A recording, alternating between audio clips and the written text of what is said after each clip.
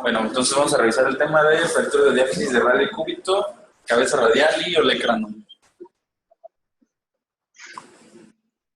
Entonces, en cuanto a contenido de la clase, pues los objetivos generales y desglosé la exposición en 3 partes, nada más.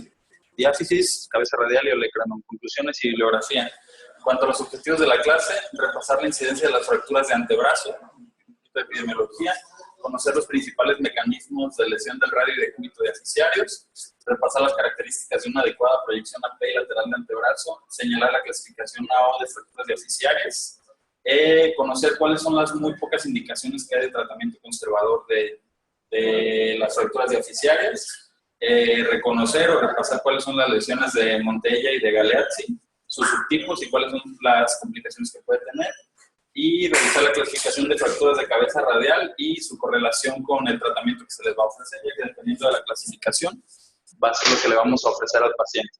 Entonces, primero vamos a ver las fracturas diaficiarias. En cuanto a las fracturas diaficiarias, pues bueno, un poquito de epidemiología. Se hizo una documentación en la AO del 80-96, en la cual las fracturas de antebrazo representaron un aproximado del 10 al 14% del total de las fracturas del cuerpo humano. Son más frecuentes en hombres que en mujeres por mecanismos de trauma directo, ya que pues, es un poquito más susceptible el sexo masculino a practicar deportes de alto contacto, etcétera, etcétera, agresiones físicas, por ejemplo. Y bueno, el antebrazo es el segundo sitio con mayor incidencia de fracturas expuestas, solamente después de la tibia. En cuanto a algunos de los aspectos importantes o que había que repasar de cuanto a fracturas diaficiarias del antebrazo es porque es una diáfisis especial, por así decirlo.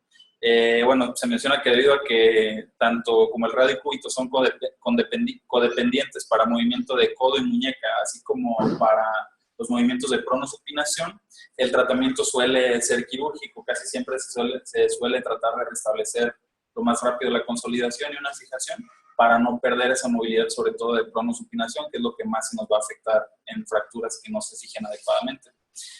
Uno de los objetivos primordiales del tratamiento quirúrgico es restablecer la curvatura anatómica del radio, ya que esto va a permitir los movimientos giratorios del antebrazo. Como vamos a ver en las siguientes diapositivas, seguramente se acuerdan.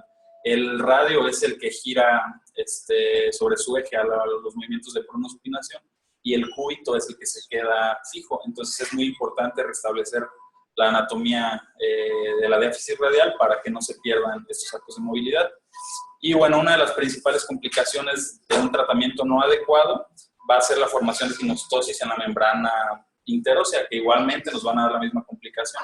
En cuanto a la aparición de sinostosis, mencionaba mucho que ya últimamente no se ha visto tanto, porque anteriormente se prefería un solo abordaje. Por ejemplo, para cuando eran fracturas tanto de radio y cúbito, en algunas ocasiones se prefería hacer por un mismo abordaje la doble fijación, y esto notaron que daba muchas complicaciones. Actualmente ya la tendencia es hacer doble abordaje, uno para radio y uno para cúbito, y ya un poquito ha disminuido la incidencia de la sinostosis, entonces ya no hay tantas complicaciones posquirúrgicas. Pues algunas cosas pues nada más básicas pues de lo de la anatomía y los movimientos de pronosupinación del antebrazo, pues nada más recordar que funcionan, digamos, por así decirlo, entre comillas, como una articulación, ¿no? Los movimientos de pronosupinación, y como les decía, pues en esta segunda imagen, ¿no? Al momento de la pronación, el radio es el que gira sobre su eje digamos, por encima del cúbito. El cúbito queda fijo. Entonces, por eso que es tan importante mantener pues las relaciones anatómicas y tratar de mantener la membrana interósea sin demasiada fibrosis, sin demasiadas adherencias, para no perder esta función. Y bueno, también igual un repaso nada más como partes anatómicas, las estructuras que conectan al radio y cúbito, tanto proximal como distal, como a nivel diaficiario. Pues tenemos que a nivel proximal, a nivel de la articulación del codo, está el ligamento anular, la membrana interósea en toda la zona diaficiaria, y en la zona distal están los radiocubitales dorsal y volar, y el fibrocartílago triangular, que también tiene mucha correlación con los movimientos del carpo, la muñeca. Bueno, también importante mencionar precisamente que el antebrazo posee en sí 6 articulaciones, ¿no? Pues por eso es tan importante tenerlo en cuenta, pues. La cúbito humeral, que en este caso pues está aquí en esta zona, que sería la del círculo negro, la radiocapitellum, que es la que está sobre el círculo amarillo, la radiocubital proximal, que es la del círculo verde, la radiocubital, la radiocubital proximal, que es la del círculo rojo, la radiocubital distal, que es la del círculo verde, la radiocarpiana, círculo azul, y la membrana interósea, que es el cuadrado rosa. Entonces, como vemos, pues todas estas relaciones se tienen que tratar de restablecer, ¿no? Y bueno, una imagen, pues esto igual no tiene mucha, ya lo habíamos visto, ¿no? La anatomía un poquito de codo. En cuanto a mecanismos de fracturas, mencionaba que hay varios tipos de mecanismos de lesión de la diáfisis de radio y cúbito, que son compresión axial, flexión, rotación y traumatismos directos. Por mucho, el mecanismo que más incidencia nos da de fracturas es la compresión axial. Esto se da casi siempre, las fracturas diafisiarias se dan muchas veces por un apoyo sobre, pues sí, carga axial, digamos una carga axial importante sobre el eje de la diáfisis. Mencionaba que en este tipo de lesiones de compresión axial pueden lesionarse el antebrazo, por la extremidad superior, más bien, por así decirlo, principalmente a 3 niveles, que puede ser a nivel del carpo, a nivel de la muñeca o del radio distal o de la articulación radiocubital distal, y a nivel de diáfisis de radio y cúbito. Mencionaba que por mecanismo de compresión axial puro, la zona que más se afecta es la de la muñeca, digamos que es la que menor resistencia tiene. Pero cuando por algún motivo esta zona no se llega a afectar, pues ahí cuando se puede dar fracturas diafisiarias, o por ejemplo fracturas de escafoides o fracturas de algún hueso del carpo. En cuanto a los mecanismos de flexión y rotación, no son tan comunes, se dan más, por ejemplo, los mecanismos de flexión a la hora de, por ejemplo, levantadores de pesas o que están haciendo un mecanismo de palanca. Y el traumatismo directo, pues casi siempre se da, por ejemplo, en lo que conocemos, por ejemplo, como la fractura del bastonazo, ¿no? Que es sobre la diáfisis del cúbito, pues un traumatismo directo sobre el hueso. Pero por mucho el mecanismo de compresión axial es el que más se ve, pues, en los pacientes. En cuanto a estudios de gabinete para hacer el diagnóstico, pues básicamente con radiografías podemos hacer el diagnóstico. Nada más, pues importante, obviamente nada más repasar cuáles son las características que debe tener una buena radiografía de antebrazo. Como ya sabemos, en términos generales, casi siempre cuando queremos ver una diáfisis tenemos que ver tanto articulación proximal como distal para descartar alguna otra fractura que esté oculta o que esté pasando subclínicamente. Entonces, en este caso, pues es una API lateral de antebrazo que debe cubrir tanto la articulación de la muñeca como la articulación de codo. Importante nada más recordar lo de las relaciones que se debe tener para saber que no hay una subluxación o una posición viciosa o patológica en el codo, es que siempre la cabeza radial tiene que estar alineada con su cóndilo, tanto en proyección AP como en proyección lateral. Cuando no vemos esta alineación en esta parte, entonces ya podemos pensar en algo patológico, una luxación o alguna otra patología, pero es importante siempre checar eso, pues que esté alineado. Y bueno, el ataque y la resonancia, en este caso, al ser una zona deficiaria, pues realmente no es de mucha utilidad, no se pide normalmente. En cuanto a la clasificación, pues puse la de la AO porque pues, no hay clasificaciones como tal específicas, ¿no? Para otras zonas articulares, como si vamos a ver ahorita, por ejemplo, de cabeza de radio o de olecranon, que sí tiene clasificaciones especiales. Entonces, pues como ya sabemos, pues obviamente al ser el primer 2, pues es nada más de la diáfisis, de la zona del antebrazo. El segundo 2, pues es de la zona diafisiaria. Y ahí solamente se va a dividir ya nada más en si son tipo A, tipo B o tipo C. En cuanto a las tipo A, son fracturas con un trazo simple, igualmente siguiendo el principio general de la AO. En el caso de la A1 es cuando hay una fractura a nivel de cúbito con trazo simple, la A2 una fractura a nivel de radio con trazo simple y la A3 cuando ambas están fracturadas con trazo simple. En las B pues ya tenemos un tercer fragmento que puede ser una ala de mariposa, ¿no? En este caso las B1 igualmente cuando se afecta solamente cúbito, B2 cuando se afecta solamente radio y las B3 cuando están afectadas las dos. Y las tipo C es cuando ya hay una fractura segmentaria o cuando ya no hay contacto entre los dos fragmentos principales del hueso en la fractura. En la C1, en donde es una segmentaria o en donde no hay un contacto entre los fragmentos de cúbito.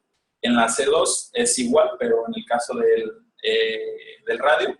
Y la C3 pues aplica para los dos. Entonces, pues nada más como repaso, ¿no? Realmente es la misma regla para todas las zonas deficiarias.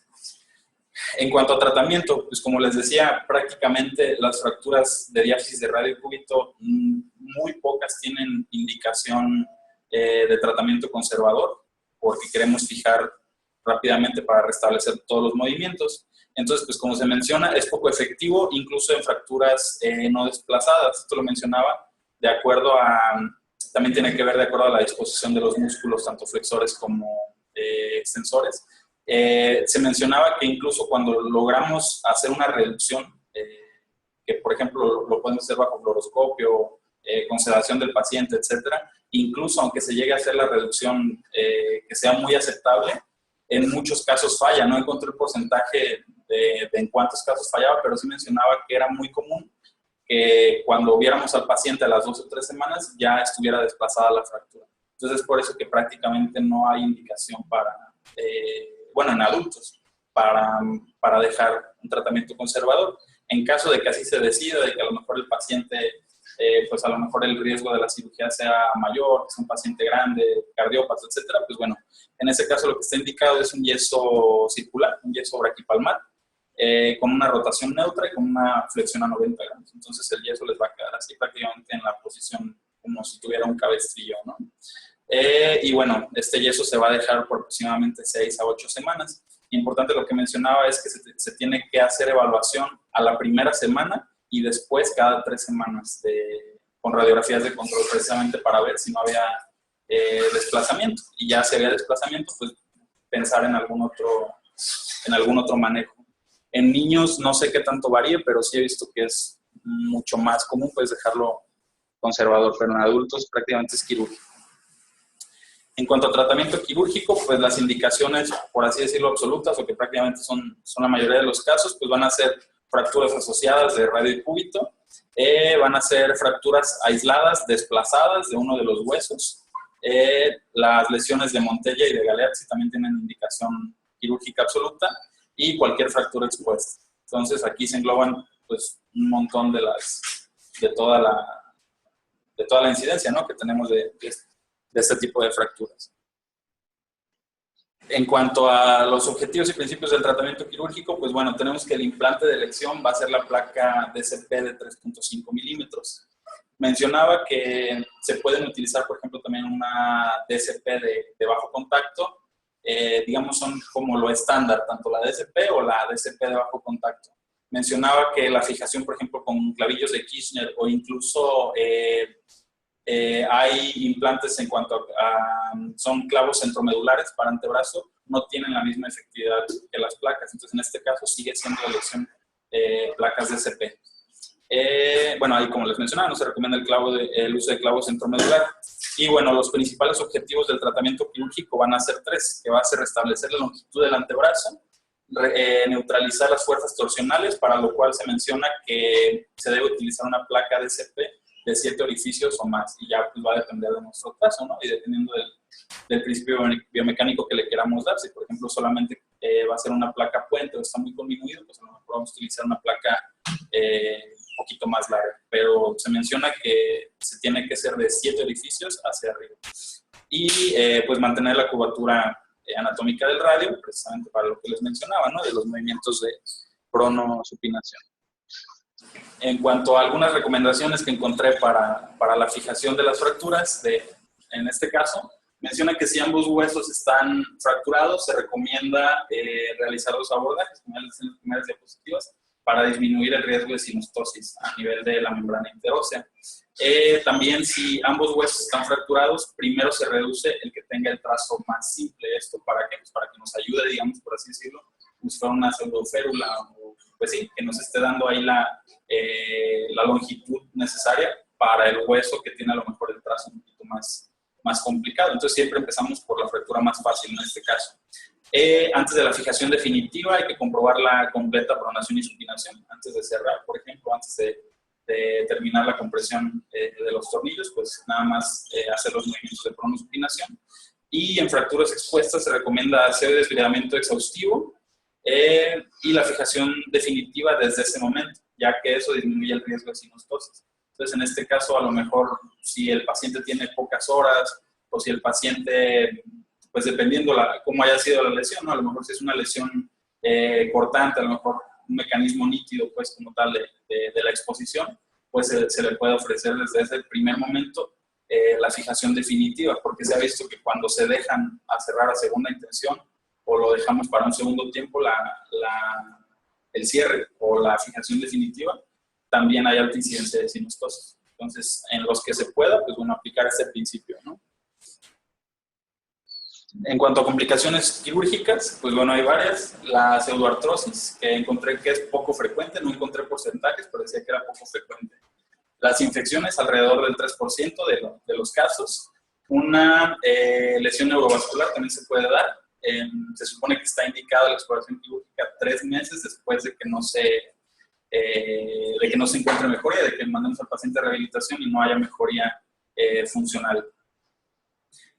También cuando haya una ligadura de la arteria afectada, ya sea cubital o radial, también vamos a ver que pues, va a ser dependiendo cuál sea la más afectada, ¿no? Por ejemplo, si la radial es la afectada, pues sabemos que tiene menor porcentaje de irrigación a nivel distal, entonces podemos tal vez, por así decirlo, diferirla o pasarla como, pues dejarla de esa manera, pues, dependiendo el riesgo o el beneficio, ¿no? Que se tenga a la hora de repararlo. Diferente si es la cubital, que sabemos que tiene mayor implicación pues, en cuanto a la irrigación del antebrazo. El síndrome compartimental menciona que en aproximadamente el 10% de los casos, sobre todo en pacientes que su mecanismo de lesión es por heridas por arma de fuego. La isquemia de Volkmann, que es consecuente a un síndrome compartimental no tratado, por así decirlo, un síndrome compartimental, digamos, de manera crónica.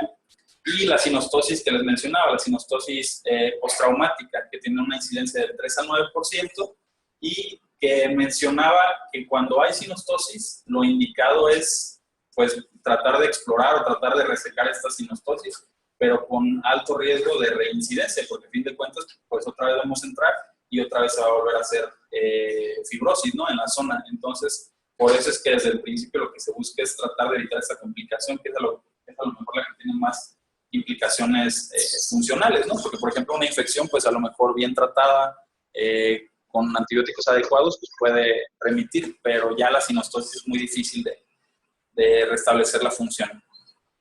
En cuanto a las lesiones de Montella y de Galeazzi, pues nada más recordar la definición de cada una de ellas. Ahorita voy a poner unas radiografías y la subclasificación que se tiene de ellas, ¿no? Entonces, en este caso, la lesión de Montella es una fractura del cúbito más luxación de la cabeza radial, cúbito distal más luxación de la cabeza radial. Y hay 4 tipos, dependiendo básicamente de hacia dónde se desplace la cabeza radial. Si se desplaza anterior, posterior, anterolateral, o incluso si llega a haber una fractura también de la zona diaficiaria del radio. Entonces, ahorita también ponemos una imagen, nada más para recordar pues los subtipos, ¿no? de la lesión de Montella, que es la clasificación de Vado. Y en este caso también está la lesión de Galeazzi, que es una fractura del tercio medio distal del radio, más luxación de la articulación radiocubital distal. Entonces, en este caso es una lesión contraria, ¿no? La fractura es a nivel del radio y la luxación es a nivel de la articulación radiocubital, pero a nivel distal. Entonces, son como lesiones encontradas. Y bueno, hay 2 tipos, nada más dependiendo de hacia dónde se desplace el radio, si va a ser dorsal o si va a ser volar. Bueno, pues aquí están las lesiones, ¿no? En este caso la de Montella, la primera de este lado, la de Galeazzi, y acá los subtipos de la de Montella, que es la clasificación de Vado, lo que les decía. Lo que nos va a dar la pauta para clasificarla va a ser hacia dónde se esté desplazando el radio. Entonces, en la tipo 1 tenemos que el radio se desplaza hacia anterior, la tipo 2 el radio se desplaza hacia posterior, en la tipo 3 se desplaza hacia lateral, o menciona que también puede ser anterolateral, y en la tipo 4 hay una fractura conjunta, tanto del cúbito como luxación del radio y también la fractura. Esperamos para tenerlo en cuenta. Y pues nada más. Entonces, de ahí pasamos a fracturas de cabeza radial. En cuanto a las fracturas de cabeza radial, pues algo de generalidades. Suponen un 1.7 al 5,4%, dependiendo dónde se lea, de todas las fracturas, y representan 1/3 de las fracturas de codo. Esto sí se me hizo interesante a la hora de investigarlo, porque, por ejemplo, también ahorita vamos a ver olecranon, y mencionaba que la incidencia de fracturas de codo de olecranon como tal era solamente del 10% del total de las de codo. Y de las de cabeza de radio menciona que es 1/3 del total de las de codo. Sin embargo, yo he visto muchas más fracturas de olecranon que de cabeza radial. Entonces, pues no sé qué tanto la epidemiología aplique. Esto lo saqué de epidemiología de Estados Unidos, pero pues igual nada más para tenerlo en cuenta. Yo he visto más fracturas de olecranon. 1 de cada 3 pacientes presenta lesiones asociadas. La que más comúnmente se asocia va a ser la de ligamentos colaterales del codo, y como vamos a ver ahorita en las otras diapositivas, siempre es importante, cuando el paciente ya esté con buena analgesia, pues tratar de explorar el codo para ver si no hay lo que se le llama la triada terrible de codo, ¿no? Que asocia tanto la fractura de cúpula radial, la fractura de la apófisis coronoides y una lesión de colaterales de codo. Es importante siempre descartarlo, pero ya cuando pase lo agudo, cuando el paciente tolere la exploración. Mencionaba que hay mayor incidencia en pacientes entre 40 y 60 años, y que la proporción mujer-hombre es de 2 a 1. Es mucho más común en mujeres. El mecanismo de lesión que más se asocia es una caída sobre la mano en extensión. Entonces se supone que la cabeza, al nosotros caer, igualmente es como si fuera compresión de tipo axial. Al nosotros poner la mano sobre el eje, pues todo el peso sobre el eje de la diáfisis, se supone que la cabeza radial impacta sobre su respectivo cóndilo humeral, y esto es lo que fractura. Entonces, en sí, lo que fractura la cabeza es el cóndilo del húmero. En cuanto a la clasificación de la cabeza de radio, se tiene la clasificación de Mason, que es la más sencilla y sobre todo la que nos puede dar una orientación terapéutica, dependiendo del trazo que tengamos de fractura, ¿no? Entonces, en este caso, la clasificación de Mason la divide en 4 tipos o en 4 grados. La grado 1 es una fractura que no es desplazada o que el desplazamiento es menor a 2 milímetros. Entonces, prácticamente es una fractura que está in situ. Entonces, como vamos a ver, eso tiene implicaciones en cuanto al tratamiento. Se supone que esta no limita la pronosupinación. Obviamente al paciente le va a doler, pero con reposo y analgésicos no está limitada esta función. Entonces, podría dejarse como tratamiento conservador. La grado 2 es lo que se le conoce como fracturas marginales o fracturas que tienen un mayor desplazamiento, ¿no? Pueden ser fracturas impactadas, fracturas anguladas, o en donde el desplazamiento es mayor de 2 milímetros. En este caso, pues también son las fracturas, o es el subtipo de fracturas que son ideales para intentar hacer una reducción abierta. Las grado 3 es una fractura conminuta ya en sí, y importante mencionar que esta es la más frecuente de todas. De los 4 grados, la grado 3 es la más común. Entonces también vamos a ver por qué muchas veces se le da el tratamiento que se les da a los pacientes. Y la grado 4 es una fractura que se asocia a luxación de codo. Entonces, en cuanto a lo que les mencionaba, dependiendo de la clasificación, bueno, ahorita en el tratamiento en la que sigue. En cuanto a valoración clínica radiográfica, pues obviamente vamos a tener dolor a la movilización del codo, el paciente no va a ser capaz de la pronosupinación, y mencionaba esto que es importante, que siempre que tengamos una fractura de la cúpula radial, hay que explorar la muñeca para descartar una lesión de Sexlopresti, que es una luxación de la articulación radiocubital distal. Entonces, siempre que tengamos acá arriba la lesión, explorar abajo, ¿no? En la zona de la muñeca, para ver si al paciente no le duele. Tenemos que descartar eso. Y bueno, como les decía, siempre hay que valorar la integridad del colateral de codo y pedir otras proyecciones si estamos pensando, por ejemplo, en una triada terrible de codo, ¿no? También valorar la apófisis coronoides. En cuanto a las proyecciones que se piden radiográficas, pues vamos a tener las estándar, la API lateral de codo, y también se tienen las proyecciones oblicuas, que es la proyección de Greenspan. La proyección de Greenspan es cuando el paciente pone su brazo en modo de abducción a 90 grados y con una flexión de 90 grados también. Y el rayo entra 45 grados de cefálico a caudal. Entonces, esa es la manera en la que la proyección nos va a poder dar, como vemos aquí, toda la integridad, ¿no?, de la cabeza radial, diferente a que si la tomamos, por ejemplo, lateral, donde muchas veces el cúbito puede estar tapando la zona de la cabeza radial. Entonces, esta proyección nos sirve mucho para evaluar esa zona.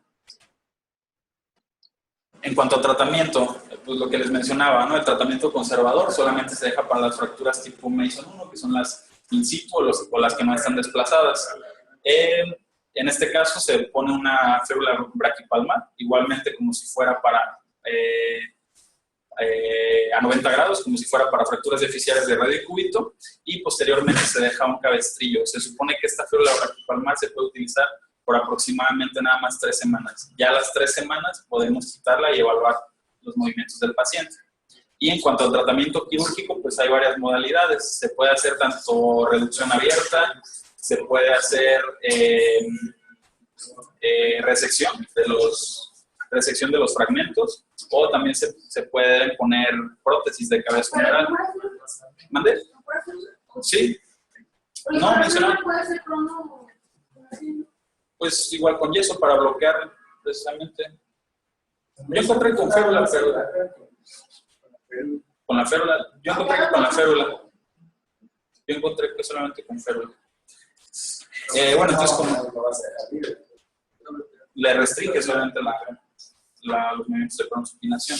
Entonces, en cuanto a tratamiento quirúrgico, pues como les decía, hay varias modalidades. Principalmente lo que encontré son 3, que es tanto la reducción abierta y fijación interna, la escisión o la extracción de los fragmentos y una prótesis de cabeza radial. Cada una tiene sus indicaciones que no son absolutas, porque mencionaba que el principio o digamos la pauta para nosotros tratar de hacer una reducción abierta de la cabeza radial es que tú creas o que tú consideres que la reducción va a ser anatómica. Que si la reducción no va a ser anatómica, es preferible hacer la resección, porque con esto los movimientos de pronosupinación se mantienen. Y en cambio una RAFI que no queda anatómica puede traer más complicaciones, ¿no? Sobre todo lo que vamos a ver en esta parte, que es de la zona segura de Caputo, que es la zona en la que tiene que quedar el implante. Se supone que son 90 grados, tomando de referencia desde la apófisis estiloides hasta el tubérculo de Lister. Si tomamos esa referencia, son 90 grados. Solamente en esa zona, que es la zona no articular de la cabeza radial, es donde podemos colocar el implante. Entonces, si también tenemos fallas en la colocación del implante, pues la RAFI va a salir contraproducente. Entonces, en esos casos, se prefiere la escisión de la cúpula radial, ¿no? Entonces, en este caso, básicamente, como un estándar, las Mason tipo 1 se dejan conservador, las Mason tipo 2 se dejan para una RAFI, porque se supone que es un trazo simple o fácil de reducir. Las Mason tipo 3, en las que ya están con minutas, se prefiere casi siempre la extracción de la cúpula radial. Y bueno, también mencionaba que las prótesis de cabeza radial en sí lo que buscan no es tanto restablecer la función como tal de la cabeza radial, ¿no?, sino más bien funcionan como si fuera un espaciador. Lo que están buscando es hacer que la articulación radiocubital distal no esté afectada al momento de nosotros acortar el radio proximal. Entonces, con estas prótesis lo que estamos buscando es un espaciador. Importante también lo que mencionaban es que tratar de poner siempre el implante, o la prótesis en este caso, que sea la más pequeña, porque muchas veces se ha visto que al poner unas prótesis grandes, bloqueamos también este movimiento de pronosupinación. Entonces, recordar y dejarle claro al paciente, ¿no?, en caso de que nos llegara a tocar algún caso así, recordarle que la prótesis no es como tal para restablecer la función, sino solamente para proteger la muñeca a mediano y a largo plazo. ¿Sale? Incluso también puede bloquear la flexión. Sí, sí, claro, con una prótesis grande. Exactamente. Entonces, pues bueno, eso en cuanto a fracturas de cúpula radial, y ya por último pasamos a las fracturas de olecranon. En cuanto a fracturas de olecranon, mencionaba que la incidencia en la población general es de 11 casos por cada 100,000 habitantes por año. Y lo que les mencionaba aquí, menciona la bibliografía que es aproximadamente el 10% del total de las fracturas de codo. Hay dos mecanismos de lesión para las fracturas de olecrano, que se dividen en directos o indirectos. Por mucho el mecanismo indirecto es el que más comúnmente se ve, ¿no? con los pacientes. Entonces, en este caso, el mecanismo directo, pues es prácticamente una contusión directamente sobre el codo, ¿no? Y bueno, es, como les decía, la menos frecuente y aparte es la que suele producir fracturas un poquito más complicadas a la hora de la reducción, porque casi siempre hay una conminución importante y un desplazamiento. Ahorita, como vamos a ver en la clasificación de las fracturas de olecrano, de eso va a depender pues qué también le vamos a ofrecer al paciente, si a lo mejor una placa anatómica o el OEQ tradicional. Entonces, las pocas que tenemos con un mecanismo directo de lesión son las más complicadas de tratar, están conminuidas. Y las de mecanismo indirecto son las más comunes. En este caso es por una contracción extrínseca del tríceps con el codo en flexión. Entonces, en este caso es como si fuera una fractura o más bien una avulsión. Entonces, al ser una avulsión, casi siempre los trazos son únicos o son simples, ¿no? Tanto pueden ser oblicuos, pueden ser transversos, pero es un trazo simple. Entonces, la reducción es mucho más fácil a la hora del tratamiento. Y afortunadamente estas son las que más comúnmente vemos. En cuanto a la clasificación, pues la que se me hizo un poquito más funcional es la de Mayo, que considera 3 factores para ver cuál va a ser el tratamiento o los que nos van a modificar la funcionalidad del paciente, ¿no? Que en este caso va a ser el grado de desplazamiento, el grado de conminución y si la articulación cúbito-humeral está estable o inestable. Entonces, en este caso tenemos que las dividir en 3, que son las tipo 1, las tipo 2 y las tipo 3. Las tipo 1 son las que no están desplazadas y de ahí ya nada más las subdivide en si están conminuidas o no. La 1A es una fractura no desplazada, no conminuida, prácticamente es una fractura in situ. La tipo 2 es una fractura no desplazada, pero que está conminuida. En la tipo 2 son fracturas que están desplazadas, pero que la articulación cúbito-humeral está estable. Entonces, en este caso, aquí vemos el desplazamiento, pero la articulación cúbito-humeral está íntegra, ¿no? Por así decirlo. En la tipo 2, la conminución, pero con integridad de la articulación. Y en las tipo 3 es donde no hay estabilidad y tampoco hay, más bien, hay desplazamiento y hay inestabilidad. Entonces, en este caso, la tipo 3 está inestable la articulación, ponemos aquí la coronoides como si estuviera subluxada, pero no hay conminución, es un trazo simple. Y en la tipo 3B hay conminución y aparte hay una subluxación o una inestabilidad de la articulación cúbito-humeral. Entonces, son las más complicadas de tratar. En cuanto a valoración clínica y radiológica, pues el paciente igualmente, pues prácticamente con la pura inspección podemos escuchar el diagnóstico, ¿no? Va a haber dolor de codo, el paciente casi siempre va a estar tomándose la mano afectada con su otra extremidad, va a estar en una posición semiflexionada, va a haber una incapacidad para la extensión del codo, tanto por dolor como porque precisamente el tendón tricipital está abulsionado, entonces hay una incapacidad para la extensión. Y bueno, en fracturas conminutas siempre hay que descartar lesiones del nervio cubital, ya que recordemos que precisamente por ahí pasa el arco, ¿no? La arcada en la zona del olecrano.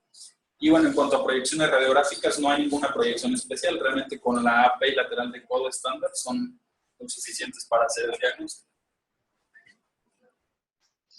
En cuanto a tratamiento, pues igual hay tratamiento conservador y quirúrgico. En cuanto al tratamiento conservador, son pacientes en donde las fracturas no están desplazadas o que hay baja demanda funcional. Pero incluso mencionaba que en fracturas no desplazadas por esa misma retracción del tríceps, muchas veces a mediano plazo se pueden desplazar. Entonces también es preferible darles manejo quirúrgico. Entonces yo creo que igualmente el tratamiento conservador tiene muy pocas indicaciones. Básicamente sería si el paciente no está en condiciones de una cirugía. Si se le puede hacer la fijación, pues es mejor, ¿no? En caso de que decidamos o de que el paciente no se pueda operar, pues lo que se le va a poner es un yeso braquiopalmar de 45 a 90 grados por 3 a 4 semanas. Se le tienen que realizar radiografías de control a los 5 o 7 días y con evaluaciones continuas. Si al mes de que nosotros le dejamos el yeso, le tomamos una radiografía nueva y vemos que la fractura sigue estable, entonces quitamos el yeso y ponemos un cabestrillo. pero es importante mencionarle al paciente. Eso también a veces pues podría a lo mejor echarnos a perder el trabajo, ¿no? Importante mencionarle al paciente que tiene prohibidos dos movimientos, que es la extensión activa, precisamente para no lastimar el tendón del tríceps, y una flexión mayor a 90 grados. Entonces, cualquiera de estos dos movimientos puede desplazarnos a lo mejor el callo blando que tengamos. Entonces, también es por eso que posiblemente se preferiría un Obenque, ¿no? No tiene tantas indicaciones. Y bueno, en cuanto a tratamiento quirúrgico, pues las indicaciones va a ser la pérdida de la congruencia articular, que básicamente van a ser todas las fracturas que estén desplazadas, la pérdida de la capacidad del mecanismo extensor, o, pues como les decía, cualquier fractura desplazada, ¿no? Entonces aquí se engloban pues, prácticamente la mayoría. Los tipos de tratamiento quirúrgico, encontré que hay 3. El tratamiento estándar, pues es obviamente aprovechar precisamente las fuerzas divergentes del tríceps para hacer un Obenque, ¿no? Pues con una Obenque con alambre y clavijas de Kirchner, pues podemos hacer el tratamiento. Entonces, con el principio de tirante les va muy bien. Encontré que también se les puede poner un tornillo de esponjosa, nada más como una fijación pues con un solo tornillo, pero que sin embargo este es el tratamiento menos efectivo para la fijación. ¿Por qué? Porque muchas veces es una osteosíntesis insuficiente. Entonces, muchas veces, por ejemplo, si vamos a poner un tornillo de compresión, pues a lo mejor sería bueno proteger, ¿no? la osteosíntesis con una placa extra para no tener problemas o que no se nos vaya a desplazar.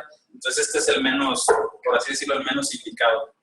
No estamos protegiendo la osteosíntesis. Y el tercero, pues, que es con una fijación con placa y tornillos. Hay muchas placas anatómicas LSP de diferentes marcas. Pues cualquiera de ellas se puede poner. Entonces, en este caso, pues la foto del Obenque y encontré algunas de las placas que se pueden utilizar, ¿no? Entonces, dependiendo la marca, dependiendo también, por ejemplo, nuestro trazo, pues va a ser para fijar con clavijos de Kirchner, o a lo mejor con tornillos estándar, y tenemos para compresión normal, de bloqueo. Entonces, pues ya va a ser dependiendo de lo que le queramos poner al paciente y cómo esté la fractura. Pero hay muchos implantes. Yo nunca he visto una placa de estas. Todas las de Olecran no he visto que se hacen con Obenque y sale como 10 veces más barato. Una tercera punta, pues también lo veo. Entonces, pues hay muchas opciones, ¿no? Y pues nada más, en cuanto a conclusiones, pues nada más recordar, casi todas las fracturas diaficiales de antebrazo van a ser quirúrgicas.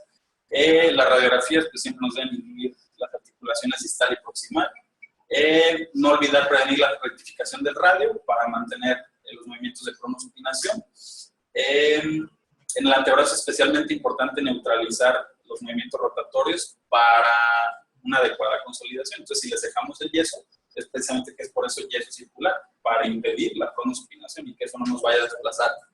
El tratamiento de las fracturas de cabeza radial básicamente va a depender del trazo de fractura, ¿no? Como les decía, de acuerdo al Mason que tengamos, es lo que le vamos a ofrecer al paciente.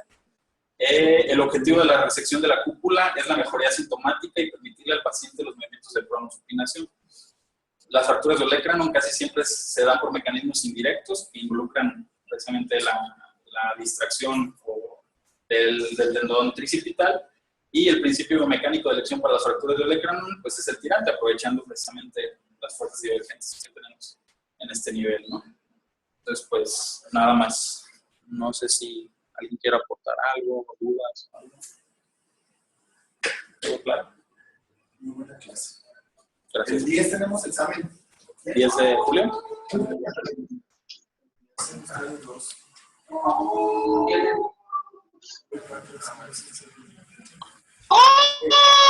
Después.